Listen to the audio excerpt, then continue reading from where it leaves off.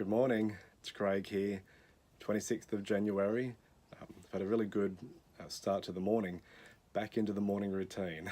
I woke up at a good time, had a good sleep as well, but I hopped up and did about an hour and a half, I'd say, of writing down the back here, and it's really good. The focus that I had this morning was to explore the reasons why one of the two characters stops or potentially stops believing in the thing that she believed in to start the whole journey of the novel going.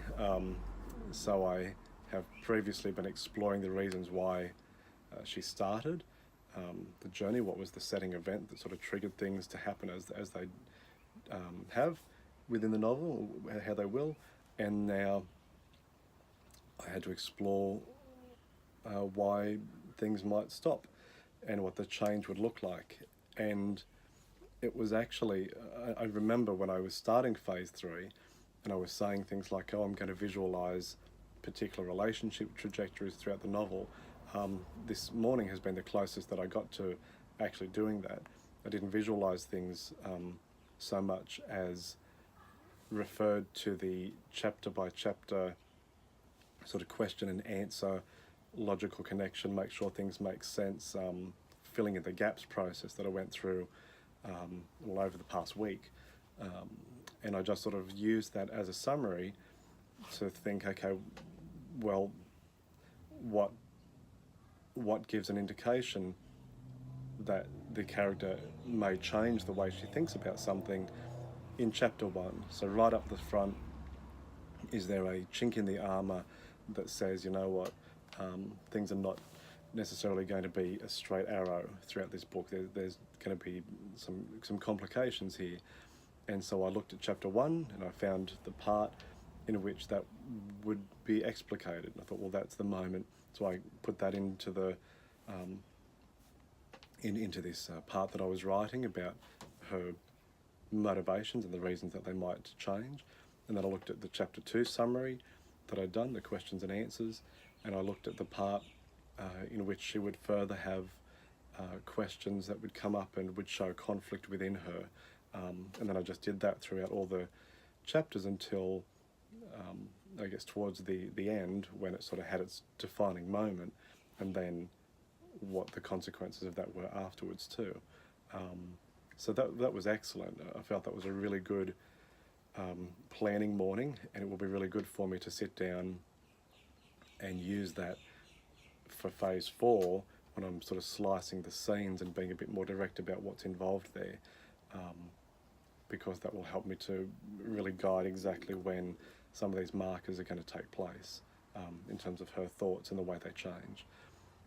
So I've been spending quite a bit of time on the female protagonist of the novel, because she is such a, well, they're both a big part of it. There's only 2 main characters in the book, but I guess she's responsible for a lot of the antecedents, and is really, I guess, the forward momentum maker of the book, although not entirely, which is why what I'd like to do now is tomorrow I'm going to spend time in the male protagonist's head and explore his motivations a bit.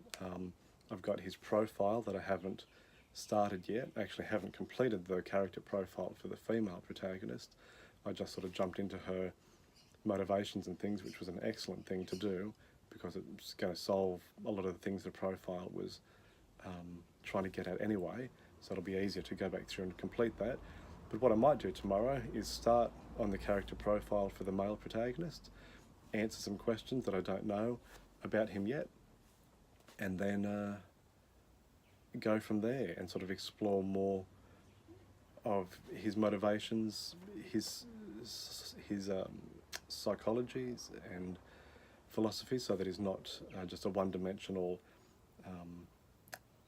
character in relation to the female protagonist, who I said is very much a guiding trajectory forward. I want him to obviously be as complicated and carry as much of that as possible as well.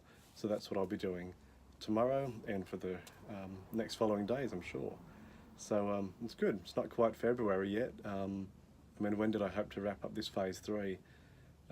Really by the end of January. So I've got a couple more days. Yeah, I mean, I think that should be fine. I don't know if I'm spending more or less time on this part than I envisaged. Probably a little more. At this stage, I'm going more methodically through all these background considerations that I didn't have when I started phase 3.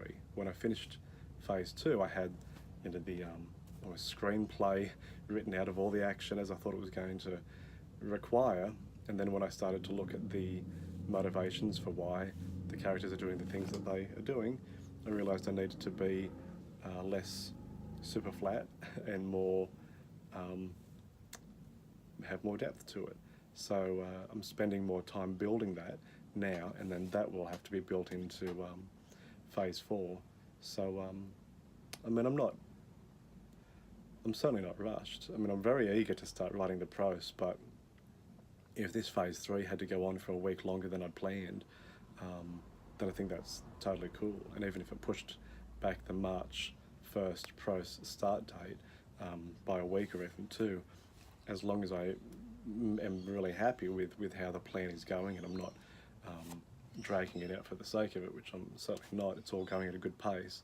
I think it's just so important to get this stuff right, because if I had have, at the end of my phase 2 planning with all the chapters outlined and all the acts and all the content was there, it could have been very easy for me to just say, let's start writing now. I just want to see the first chapter. I just want to make that happen. That would have been a disaster, because of all the things in the past couple of days that have come to light in terms of what needs to be in the book. I would have missed that entirely, or I would have thought about it too late and tried to just jam it in somewhere where it didn't fit. So yeah, praise be to the patient planning process, because it's making all the difference at this point. And like I said, I will give it its dues, and while I'm excited to start to put prose down, I know that in itself is a bit of an illusory consideration at this point, because while it's exciting to write it, but I know when I actually start to write it, I'm going to look at the words on the page and think, this is where it starts to get really serious. And even though it's a first draft, I know at this stage I'm going to have very particular thoughts about the way the prose should come about. So that will be a whole other journey when I get to it. So to set myself up with the best chances of allowing that to be what needs to be, this process needs to be very carefully considered. So with that being said, I'll sign off, and I'll be back tomorrow to work on the profile of the male protagonists, and we'll go from there. Hope you have a good day, and I'll see you next time.